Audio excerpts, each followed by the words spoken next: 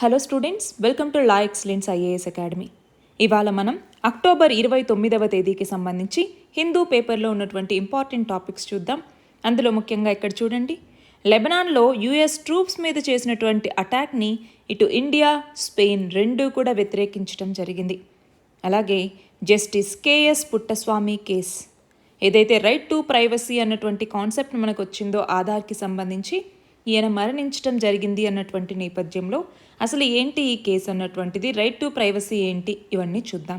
Next చూడండి, solar power అన్నటువంటిది women's ఎంపవర్మెంట్కి ఎంతవరకు సహాయపడగలదు అన్నట్టుగా.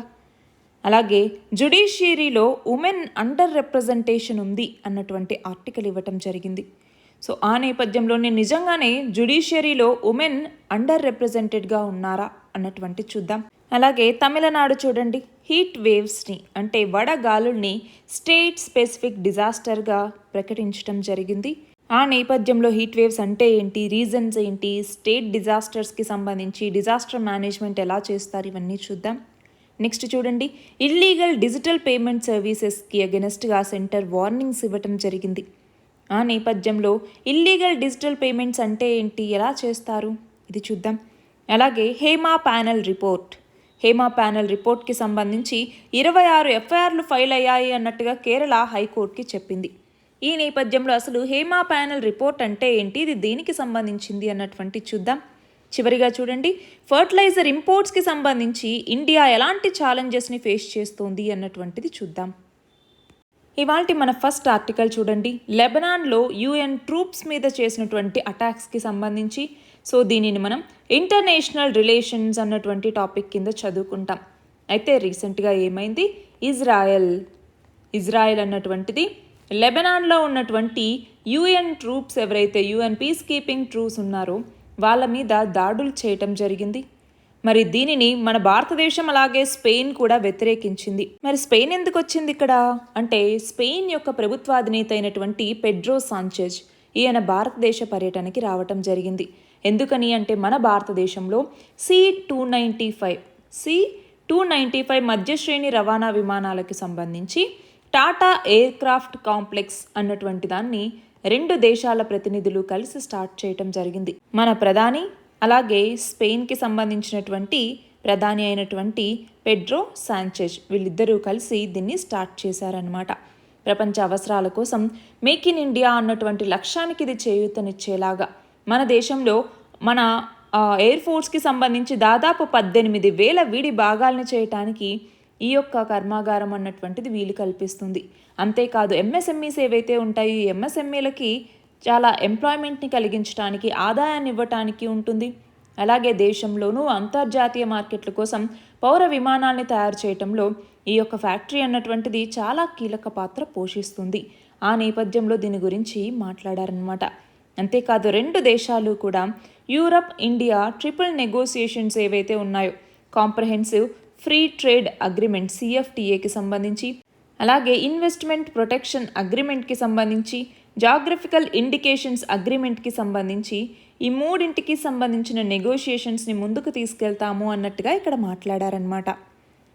మన నెక్స్ట్ ఆర్టికల్ చూడండి, కర్ణాటక మాజీ జడ్జి అయినటువంటి కేఎస్ పుట్టస్వామి, ఈయన మరణించారు అన్నటువంటి నేపథ్యంలో మనము రైట్ టు ప్రైవసీ గురించి తెలుసుకుంటాము. మరి దీనిని ఏ సబ్జెక్ట్ కింద చదువుకుంటాము, పాలిటీ. మనం చూస్తే రైట్ టు ప్రైవసీ కేస్ లేదా KS Puttaswamy versus union of India case అన్నటువంటిది మనకి చాలా ఇంపార్టెంట్. సుప్రీంకోర్టుకి సంబంధించిన ల్యాండ్ మార్క్ జడ్జిమెంట్స్లో ఇది కూడా ఒకటి, 2017కి సంబంధించి.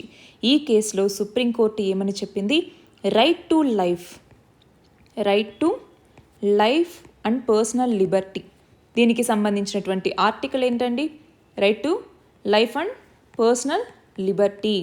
సో దీనికి సంబంధించి ఆర్టికల్ 21 అన్నటువంటి తెలియజేస్తుంది. ఈ ఆర్టికల్ 21 రైట్ టు ప్రైవసీ గురించి కూడా చెప్తుంది. సో ఇంప్లిసిట్గా ఈ రైట్ టు ప్రైవసీని కూడా ఆర్టికల్ 21 అన్నటువంటిది కలిగి ఉంటుంది అన్నట్టుగా చెప్పటం జరిగింది. సో ఈ రైట్ టు ప్రైవసీకి ఇన్హరెంట్ వాల్యూ అన్నటువంటిది ఉంటుంది. ప్రతి పర్సన్ యొక్క బేసిక్ డిగ్నిటీ అన్నటువంటిది ఇంపార్టెంట్. అంతేకాకుండా ఇంటర్ఫెరెన్స్ లేకుండా తన లైఫ్ని జీవించేటటువంటి అబిలిటీ ఆ పర్సన్కి ఉండాలి అన్నట్టుగా దీని గురించి చెప్తుంది. సో ఇక్కడ ఆర్టికల్ 21 కింద మనకి డిఫరెంట్ ఫామ్స్లో ప్రైవసీ అన్నటువంటిది గ్యారంటీ చేయబడుతుంది. ఎలాగా అంటే ఫర్ ఎగ్జాంపుల్ బాడీలీ అటానమీ అన్నటువంటిది ఒక పర్సన్కి ఇవ్వటం జరుగుతుంది ఈ యొక్క ఆర్టికల్ 21 కింద. అంతేకాదు ప్రైవసీ ఆఫ్ చాయిస్కి కూడా ప్రైవసీ అన్నటువంటిది ఉంటుంది. ఇది మాత్రమే కాదు, ఇన్ఫర్మేషన్ ప్రైవసీ కూడా ఉంటుందన్నమాట. Information privacy. సో మనకి రైట్ టు ఫర్గాట్ అని కూడా ఒకటి ఉంది. దాని ప్రకారం ఏంటి, మనం ఎవరికైనా ఇన్ఫర్మేషన్ ఇస్తే ఆ ఇన్ఫర్మేషన్ని డిలీట్ చేసేటటువంటి అధికారం కూడా మనకు ఉంటుంది. సో డిలీట్ చేయండి అనేసి మనం అడగచ్చు. సో దాన్ని రైట్ టు ఫర్గట్ అని కూడా పిలుస్తూ ఉంటాం. అలాగే రైట్ టు రిలాక్స్ అనేసి ఇవన్నీ కూడా దీని కిందే ఉంటాయి. మరి ఇక్కడ మనం గమనించాలి, ప్రైవసీ అన్నటువంటిది ఏంటి, మన ఒక్కరిని పక్కన మనకి సపరేట్గా ఉండటానికి కల్పించేటటువంటి ఒక రైట్ అనుకోవచ్చు. సో 2017లో సుప్రీంకోర్టు ఈ KS Puttaswamy versus union of India కేసులో రైట్ టు ప్రైవసీ అన్నటువంటి దాన్ని ఆర్టికల్ 21 కింద చెప్పటం జరిగింది. అది కూడా ఆధార్కి సంబంధించి ఛాలెంజ్ చేసినప్పుడు ఈయన ఏమని ఛాలెంజ్ చేశారు, ఆధార్ని 2012లోనే గవర్నమెంట్ ఆర్డర్ ద్వారా కేంద్ర ప్రభుత్వం తీసుకొచ్చింది, దానికంటూ ఒక చట్టం కూడా లేదు అన్నట్టుగా ఈయన సుప్రీంకోర్టుకి వెళ్తే సుప్రీంకోర్టు 2018లో ఆధార్ చెల్లుబాటు అవుతుంది అన్నట్టుగా చెప్పటం జరిగింది, తీర్పు ఇవ్వటం జరిగింది. ఎందుకని, అప్పటికే ఆధార్ చట్టం అన్నటువంటిది తీసుకొచ్చారు కాబట్టి. మరి మనం గమనించాలి, ఈ ప్రైవసీకి ఇంపార్టెన్స్ ఇస్తూ గవర్నమెంట్ పర్సనల్ డేటా ప్రొటెక్షన్ బిల్ని కూడా పార్లమెంట్లో ప్రవేశపెట్టిందనమాట. అయితే ఇక్కడ మనం ఇంకోటి గమనించాలి, ఆర్టికల్ 21 మాత్రమే కాదు రైట్ టు ప్రైవసీకి సంబంధించి ఆర్టికల్ 14, అలాగే ఆర్టికల్ 19, ఆర్టికల్ 21 ఇవన్నీ కూడా ఒక పర్సనల్కి ప్రైవసీ అన్నటువంటిది ఉండాలి అని తెలియజేసేటటువంటి కాన్స్టిట్యూషనల్ రైట్స్ అనమాట. సో ప్రతి రైట్కి రెస్ట్రిక్షన్స్ ఉన్నట్టుగా దీనికి కూడా రెస్ట్రిక్షన్స్ అన్నటువంటివి ఉంటాయి. మన నెక్స్ట్ ఆర్టికల్ చూడండి, ఉమెన్ ఎంపవర్మెంట్కి సంబంధించి. సో దీనిని మనం సోషల్ జస్టిస్ అన్నటువంటి టాపిక్ కింద చదువుకుంటాము. అలానే ఇక్కడ సోలార్ ఎనర్జీ గురించి మాట్లాడుతున్నారు. సో సైన్స్ అండ్ టెక్నాలజీ కింద కూడా దీన్ని మనం ఇంక్లూడ్ చేసుకుంటాం. అయితే ఇక్కడ ఏమని చెప్తూ ఉన్నారు, సోలార్ ఎనర్జీ అన్నటువంటిది కమ్యూనిటీస్ని ఎంపవర్ చేయటానికి చాలా ఉపయోగపడుతుంది. కాబట్టి దీనికి సంబంధించి మంచి పాలసీస్ అన్నటువంటివి తీసుకురావాలి. ఉమెన్ కేవలం బెనిఫిషరీస్ మాత్రమే కాదు, చేంజ్ ఏజెంట్స్గా కూడా పనిచేస్తారు అన్నటువంటిది ఇక్కడ చెప్తూ ఉన్నారు. మరి ఈ నేపథ్యంలో మనం గమనించాల్సింది ఏంటి, ఫర్ ఎగ్జాంపుల్ ఇక్కడ ఒక కేస్ స్టడీ గురించి చెప్తూ ఉన్నారు. అది ఏంటి, లిటిల్ రన్ ఆఫ్ కచ్ అన్నటువంటి ప్రాంతం ఉందా, ఆ లిటిల్ రన్ ఆఫ్ కచ్లోకి వచ్చేసరికి అక్కడ ఉమెన్ ఏం చేస్తూ ఉన్నారు, సాల్ట్ని ప్రిపేర్ చేస్తూ ఉంటారు కదా, దాంట్లో డీజిల్ బదులుగా సోలార్ పంప్స్ని యూజ్ చేస్తూ ఉన్నారు. దానివల్ల వాళ్ళ యొక్క ఇన్కమ్ 94% పెరిగింది. ఇన్కమ్ అన్నటువంటిది పెరిగింది. అది మాత్రమే కాదు, కార్బన్ ఎమిషన్స్ అన్నటువంటివి దాదాపు 115,000 మెట్రిక్ టన్నులు ప్రతి సంవత్సరం వాళ్ళు కార్బన్ ఎమిషన్స్ని తగ్గిస్తూ ఉన్నారు. ఇది మాత్రమే కాకుండా బేర్ ఫుట్ కాలేజ్ అనేసి మన దేశంలో, గ్రామీణ శక్తి అనేసి బంగ్లాదేశ్లో, సోలార్ సిస్టర్ అనేసి ఆఫ్రికాలో, ఇలాంటి వాటి ద్వారా ఉమెన్ సోలార్ ఇంజనీర్స్గా మారుతూ ఉన్నారు. మిలియన్స్ ఆఫ్ మెంబర్స్కి బెనిఫిట్స్ ఇది చేకూరుస్తుంది. అంతేకాదు ఆ కమ్యూనిటీ యొక్క హెల్త్, అలాగే సేఫ్టీ, వీటన్నింటినీ ఎన్ష్యూర్ చేసేలాగా ఉంది. అంతేకాదు సోలార్ ఎస్పెషల్గా లోకలైజ్డ్ సొల్యూషన్స్ తీసుకురావడానికి ఇది చాలా ఉపయోగపడుతుంది. ఉమెన్కి ఫినాన్షియల్ ఇంక్లూజన్ అన్నటువంటిది తీసుకురావటానికి, అలాగే ఇన్కమ్ జనరేషన్, ఫినాన్షియల్ ఇంక్లూజన్ని తీసుకురావటానికి సొసైటీలో ఉమెన్కి ఎస్పెషల్గా ఇన్కమ్ జనరేషన్ అన్నటువంటిది చేయటానికి. సో ఇన్కమ్ వస్తే ఏమవుతుంది, వాళ్ళ యొక్క ఎడ్యుకేషన్కి, హెల్త్కి, అలాగే మిగతా ఎసెన్షియల్ యాక్టివిటీస్కి వాళ్ళు ఖర్చు పెట్టుకుంటారు. దానివల్ల మనకి ఎంటర్‌ప్రెన్యూర్‌షిప్లో, వాల్యూ చైన్లో ఉమెన్ని కూడా ఇంటిగ్రేట్ చేసినట్టు అవుతుందన్నమాట. ఫర్ ఎగ్జాంపుల్ సోలార్ దాదాపు మిగతా ఎనర్జీ సెక్టార్స్తో కంపేర్ చేసుకుంటే ఎక్కువ మంది ఉమెన్ ఎంప్లాయీస్ ఈ సోలార్ ఫోటోవోల్టాయిక్ ఇండస్ట్రీలో ఎక్కువగా రావచ్చు. అంతేకాదు ఫర్ ఎగ్జాంపుల్ 2022లో మనం గమనిస్తే సోలార్ ఫోటోవోల్టాయిక్ ఇండస్ట్రీకి సంబంధించి దాదాపు 4.9 మిలియన్ మంది పీపుల్కి ఎంప్లాయ్మెంట్ని క్రియేట్ చేస్తే అందులో 40% వర్క్ ఫోర్స్ ఉమెనే ఉన్నారు. అందులోనూ ఇండియా చాలా టార్గెట్స్ని పెట్టుకుంది. ఏమని, 500 గిగావాట్స్ రెన్యూబుల్ ఎనర్జీని 2030 కల్లా సాధించాలి, అలాగే 45% కార్బన్ ఎమిషన్స్ని తగ్గించాలి 2030 కల్లా, అలాగే 2070వ సంవత్సరానికల్లా నెట్ జీరోని చేరుకోవాలి. ఇలా వివిధ లక్ష్యాలని పెట్టుకుంది కదా. మరి వీటన్నింటినీ చేరుకోవటంలో రెన్యూబుల్ ఎనర్జీ చాలా కీలక పాత్ర పోషిస్తుంది. ఆ రెన్యూబుల్ ఎనర్జీని మరింతగా ప్రమోట్ చేయటంలో ఉమెన్ చాలా కీలక పాత్ర పోషిస్తారు. అలా ఉమెన్ని వీటన్నింటిలో ఇంక్లూడ్ చేయగలిగితే అప్పుడు ఎంపవర్మెంట్ అన్నటువంటిది వస్తుంది. ఉమెన్ ఎంపవర్మెంట్ వస్తే కమ్యూనిటీ యొక్క ఎంపవర్మెంట్ అన్నటువంటిది జరుగుతుంది. సో ఇది ఇన్క్లూజివ్గా ఈక్విటబుల్గా ఉండాలి. అప్పుడే ఉమెన్ జస్ట్ బెనిఫిషరీస్ మాత్రమే కాకుండా చేంజ్ ఏజెంట్స్గా కూడా వాళ్ళు పనిచేస్తారు. దానివల్ల ఎన్విరాన్మెంటల్ సస్టైనబిలిటీ వస్తుంది, సోషియో ఎకనామిక్ డెవలప్మెంట్ అన్నటువంటిది జరుగుతుంది. దానివల్ల మన నేషన్ అన్నటువంటిది మరింత ప్రోగ్రెస్ అవుతుంది అన్నటువంటిది ఈ ఆర్టికల్. మన నెక్స్ట్ ఆర్టికల్ చూడండి, జ్యుడిషియరీలో ఉమెన్కి రిప్రజెంటేషన్ గురించి. సో దీనిని మనం పాలిటీలో చదువుకుంటాం. ఇక్కడ ఏమంటూ ఉన్నారు, మన భారతదేశంలో ఉమెన్ సెంట్రిక్ పర్స్పెక్టివ్స్ రావాలి, గ్రేటర్ పార్టిసిపేషన్ అన్నటువంటిది జ్యుడిషియరీలో ఉండాలి అన్నట్టుగా చెప్తూ ఉన్నారు. ఫర్ ఎగ్జాంపుల్ ఇక్కడ మనం గమనిస్తే స్టేట్ ఆఫ్ జ్యుడిషియరీ రిపోర్ట్ అనేసి 2023లో సుప్రీంకోర్టు ఇచ్చింది. ఏమని? State of judiciary, state of the judiciary అని పిలుస్తూ ఉంటాం. సో ఈ స్టేట్ ఆఫ్ ద జ్యుడిషియరీ రిపోర్ట్లో ఏమని చెప్పింది సుప్రీంకోర్టు అంటే, డిస్ట్రిక్ట్ జ్యుడిషియరీ ఉంటుందా అంటే డిస్ట్రిక్ట్ కోర్ట్స్ ఇవి ఉంటాయా, వాటిలో 36.3% ఉమెన్ రిప్రజెంటేషన్ అన్నటువంటిది ఉంది. మరి మనం గమనిస్తే ఇంకొక 14 రాష్ట్రాల్లో చూసుకుంటే 50%కైనా పైగా ఎక్కువ మంది సివిల్ జడ్జెస్ డివిజన్లోకి ఉమెన్ వచ్చినటువంటి వాళ్ళు ఉన్నారు. కానీ హయ్యర్ లెవెల్స్లోకి వచ్చేసరికి ఉమెన్ రిప్రజెంటేషన్ అన్నటువంటిది చాలా తగ్గిపోతూ వస్తుంది.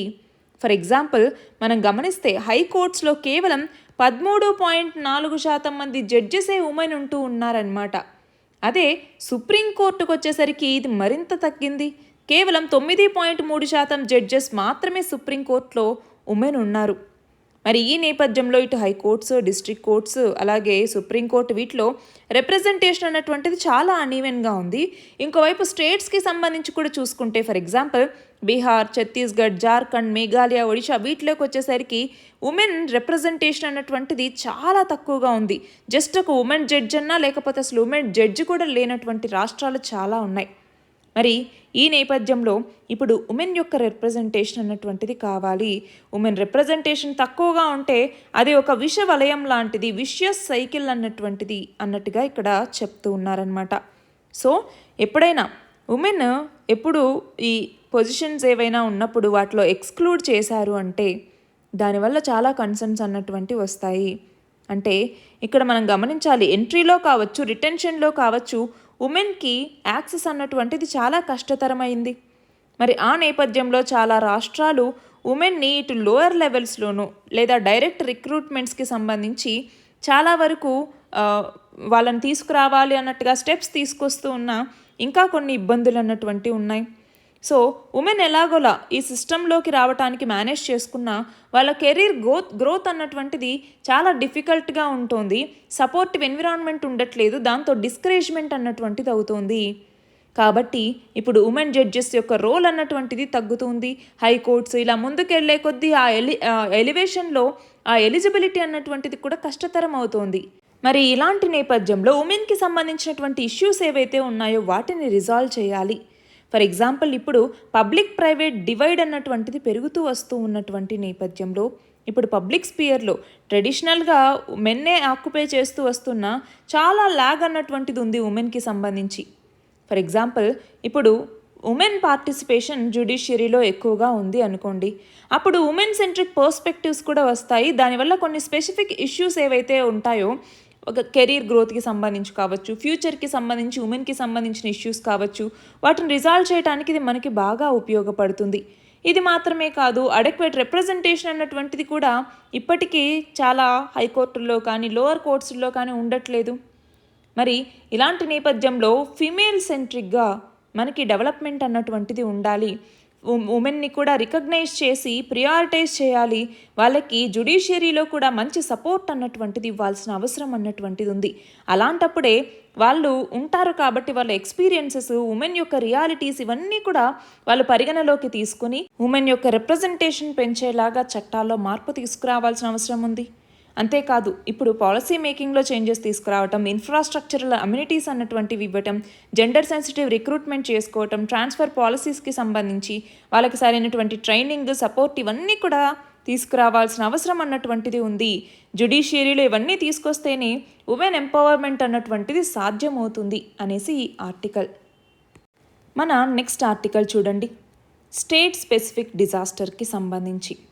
సో దీనిని మనం డిజాస్టర్ మేనేజ్మెంట్ అన్నటువంటి టాపిక్ కింద చదువుకుంటాము.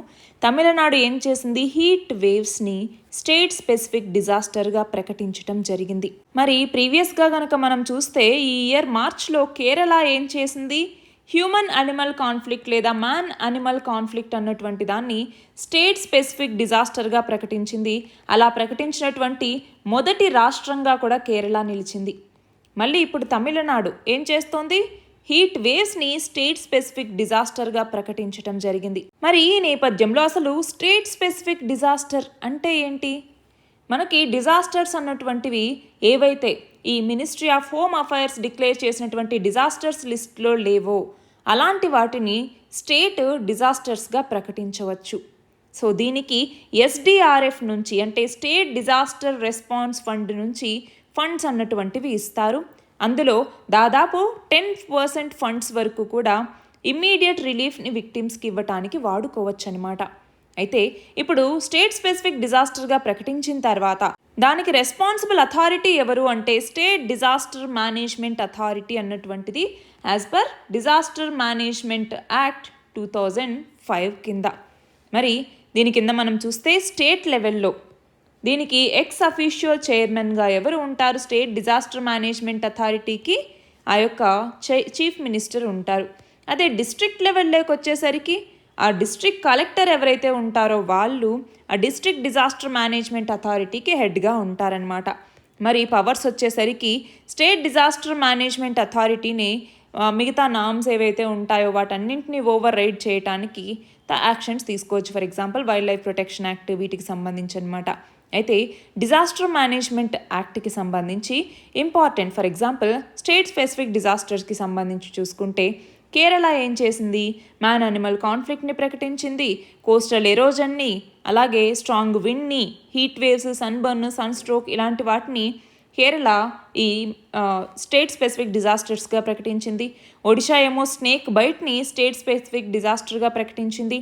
అలాగే ఒడిషా, కేరళ, అస్సాం ఈ మూడు కూడా లైటనింగ్ మెరుపు ఏదైతే ఉంటుందో వాటిని స్టేట్ స్పెసిఫిక్ డిజాస్టర్గా ప్రకటించడం జరిగింది. సో ఇలా అన్నమాట. స్టేట్ స్పెసిఫిక్ డిజాస్టర్ అంటే ఏంటి, ఎవరు ప్రకటిస్తారు, దీని కింద ఫండ్స్ ఎంతవరకు ఇవ్వచ్చు, దేని నుంచి ఫండింగ్ అన్నటువంటిది ఇస్తారు, దీనికి సంబంధించిన రెస్పాన్సిబుల్ అథారిటీ ఏంటి, ఆ అథారిటీకి హెడ్గా ఎవరు ఉంటారు, దీనికి సంబంధించి మనల్ని క్వశ్చన్ అడగచ్చు అనమాట. మన నెక్స్ట్ ఆర్టికల్ చూడండి, ఆన్లైన్ పేమెంట్స్కి సంబంధించి, డిజిటల్ పేమెంట్స్కి సంబంధించి. సో దీనిని మనం ఎకానమీలో చదువుకుంటామన్నమాట.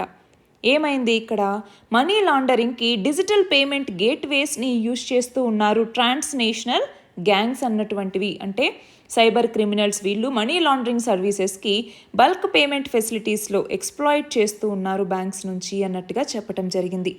మరి ఈ నేపథ్యంలో మనం గమనించాల్సింది ఏంటి, I4C అంటే Indian cyber crime coordination centre అన్నటువంటిది సైబర్ క్రైమ్స్కి సంబంధించి చూసుకుంటుంది. మరి ఇది ఏం చేసింది, ఇల్లీగల్ పేమెంట్ గేట్వే క్రియేషన్ ఏదైతే జరుగుతుందో మ్యూల్ బ్యాంక్ అకౌంట్స్ అంటే ఏంటి, ఫర్ ఎగ్జాంపుల్ చాలామంది వాళ్ళ బ్యాంక్ని నిర్వీర్యం చేస్తూ ఉంటారు, అంటే వాడరు, ఎప్పటి నుంచో అవి ఆ బ్యాంక్ అకౌంట్స్ అన్నటువంటివి వాడకుండా అలా పెండింగ్లో పడిపోయి ఉంటాయి. అలాంటివి కావచ్చు, లేదా బ్యాంక్ అకౌంట్స్ని అద్దెకు తీసుకోవటం కావచ్చు. ఇలాంటివి చేయటం ద్వారా చాలామంది ఏం చేస్తూ ఉన్నారు, మనీ లాండరింగ్కి పాల్పడుతూ ఉన్నారు. మరి ఇది తప్పు.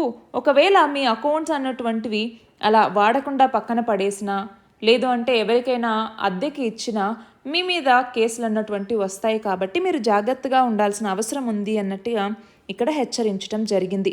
సో I4C సిటిజన్స్కి అడ్వైజ్ ఇచ్చింది. సో మీరు అమ్మద్దు, రెంట్కి కూడా తీసుకోవద్దు మీ బ్యాంక్ అకౌంట్స్ని. అంతేకాదు కంపెనీ రిజిస్ట్రేషన్ సర్టిఫికెట్ కావచ్చు, ఉద్యమ్ ఆధార్ రిజిస్ట్రేషన్ సర్టిఫికెట్ కావచ్చు, వీటన్నింటినీ ఎవ్వరికీ కూడా ఇవ్వద్దు అన్నట్టుగా చెప్పిందనమాట. అంతేకాకుండా బ్యాంక్ అకౌంట్స్ని మిస్యూజ్ చేస్తే వాటిని ఐడెంటిఫై చేసి వాటికి చెక్ పెట్టాలి అన్నట్టుగా బ్యాంక్స్ కూడా కొన్ని మార్గదర్శకాలను ఇచ్చింది. మన నెక్స్ట్ ఆర్టికల్ చూడండి, హేమా ప్యానెల్ రిపోర్ట్కి సంబంధించి. సో దీనిని మనం ఇండియన్ సొసైటీలో ఉమెన్ ఇష్యూస్ లేదా issues related to women, gender equality వీటికి సంబంధించి చదువుకుంటాం. సో ఏమైంది, హేమా కమిటీ రిపోర్ట్ లేదా హేమా ప్యానెల్ రిపోర్ట్ అన్నటువంటిది మలయాళం ఫిల్మ్ ఇండస్ట్రీకి సంబంధించి అనమాట. సో ఈ కమిటీ రిపోర్ట్లో ఏమని చెప్పింది, sexual abuse, gender discrimination, inhuman treatment అన్నటువంటిది ఉంది మలయాళం ఫిల్మ్ ఇండస్ట్రీలో అన్నట్టుగా చెప్పడం జరిగింది.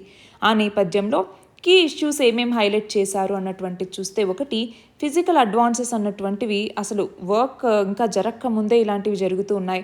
రేప్ థ్రెట్స్ అన్నటువంటివి వస్తూ ఉన్నాయి. ఉమెన్ని కాంప్రమైజ్ అవ్వాలి అనేసి అడుగుతూ ఉన్నారు. కాస్టింగ్ కౌచ్ అన్నటువంటిది ఉంటుంది. సెక్షువల్ ఫేవర్స్ని ఎక్స్చేంజ్ చేసుకోవాలి జాబ్ ఆపర్చునిటీకి అన్నట్టుగా ఫోర్స్ చేస్తూ ఉన్నారు ఉమెన్కి.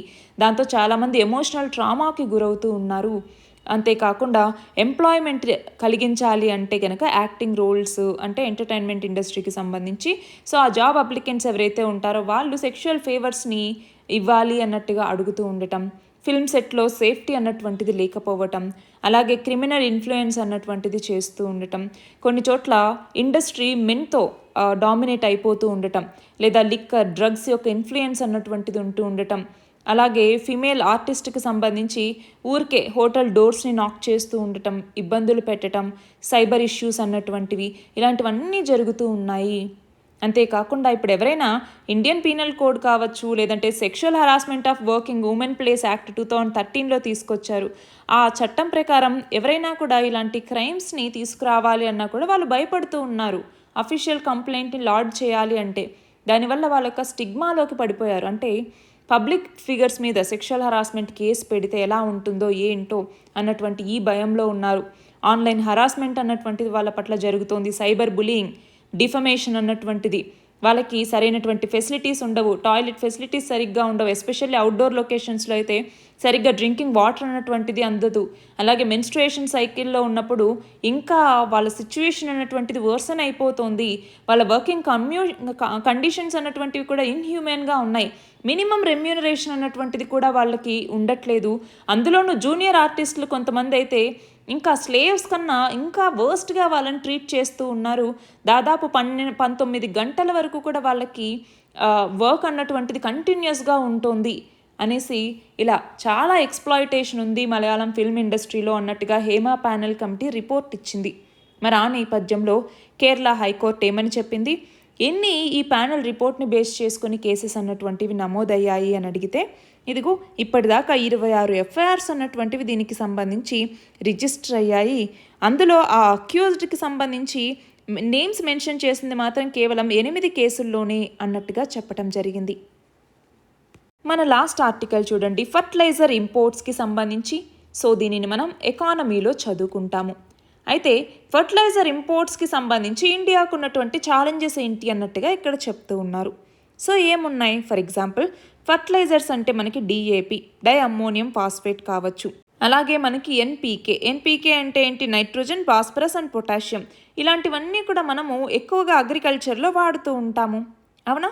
మరి అలాంటి నేపథ్యంలో వాటికి సంబంధించి ఏవైతే ఈ ఫర్టిలైజర్స్ని తయారు చేస్తూ ఉండడంలో కావాల్సినటువంటి కాంపోనెంట్స్ ఉంటాయా, ఆ కాంపోనెంట్స్ యొక్క ప్రైసెస్ అన్నటువంటివి చాలా పెరిగిపోయాయి.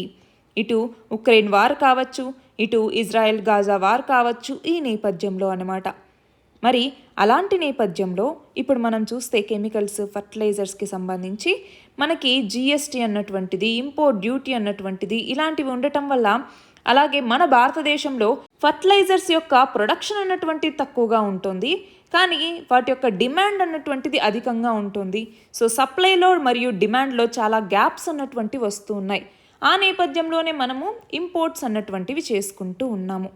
అయితే ఇప్పుడు మనం చూస్తే దాదాపు 20% యూరియా రిక్వైర్మెంట్, అలాగే డిఏపి రిక్వైర్మెంట్లో 50 to 60%, అలాగే ఎంఓపి అంటాం లేదా పొటాష్ అంటాం, పొటాష్కి సంబంధించి 100% మనము ఇంపోర్ట్స్ మీదనే ఆధారపడి ఉన్నాం.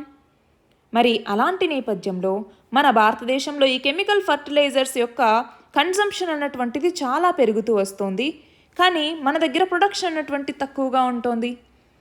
మరి ఇప్పుడు ఈ వార్ నేపథ్యంలో ఏమవుతుంది, ఇంపోర్ట్స్ కాస్ట్ అన్నటువంటివి పెరిగిపోతూ ఉన్నాయి. ఆ నేపథ్యంలో ఇప్పుడు మనం ఏం చేయాల్సి ఉంది అంటే కొత్త ఇన్వెస్ట్మెంట్ పాలసీని తీసుకొచ్చి మనమే ఫర్టిలైజర్ ప్రొడక్షన్ని పెంచాల్సిన అవసరం అన్నటువంటిది ఉంది. ఇప్పుడు మన భారతదేశంలో 36 యూరియా మ్యానుఫ్యాక్చరింగ్ యూనిట్స్ అన్నటువంటివి పనిచేస్తూ ఉన్నాయి. అందులో 4 కొత్త యూరియా యూనిట్స్ ఇటు రామగుండంలోను, గోరఖ్పూర్లోను, అలాగే సింద్రి ఫర్టిలైజర్ యూనిట్ కార్పొరేషన్ ఏదైతే ఉందో అక్కడ, అలాగే బరౌమి యూనిట్ అన్నటువంటిది హిందుస్థాన్ ఫర్టిలైజర్ కార్పొరేషన్కి సంబంధించి ఇవన్నీ ఉన్నాయి. మరి ఇవి కొత్తగా ఇప్పుడు మళ్ళీ గ్రీన్ఫీల్డ్ యూనిట్స్ని తయారు చేసేలాగా వాటికి ప్రోత్సాహకాలు ఇవ్వటం, అలానే గవర్నమెంట్ ద్వారా ఫర్టిలైజర్ ఫ్యాక్టరీస్ యొక్క కెపాసిటీస్ని ఎన్ష్యూర్ చేస్తూ ఉండటం, న్యాచురల్ ఫార్మింగ్కి రైతుల్ని షిఫ్ట్ చేస్తూ ఉండటం, నానో యూరియా లాంటివి యూజ్ చేయండి అన్నట్టుగా సజెషన్స్ ఇవ్వటం, ఎగ్జిస్టింగ్ ఫర్టిలైజర్స్ని బెటర్గా యూజ్ చేసుకోవాలి, ఇష్టం వచ్చినట్టుగా ఎక్కువగా మనం ఫర్టిలైజర్స్ని యూజ్ చేయటం వల్ల కూడా భూమికి నష్టమే ఉంటుంది కానీ మనకు లాభం ఉండదు అన్నట్టుగా రైతులకి అవేర్నెస్ అన్నటువంటిది క్రియేట్ చేయటం, అలాగే ఫర్టిలైజర్ ప్రొడక్షన్ కెపాసిటీని పెంచుకునేలాగా, ఫార్మింగ్ సిస్టమ్ని షిఫ్ట్ చేసుకునేలాగా, మనం ఇంపోర్టెడ్ ఫర్టిలైజర్స్ మీద డిపెండెన్స్ తగ్గించుకునేలాగా మన భారతదేశం వ్యవహరించాల్సిన అవసరం అన్నటువంటిది ఉంది. ఇవి ఇవాల్టి important articles. All the very best and thank you very much.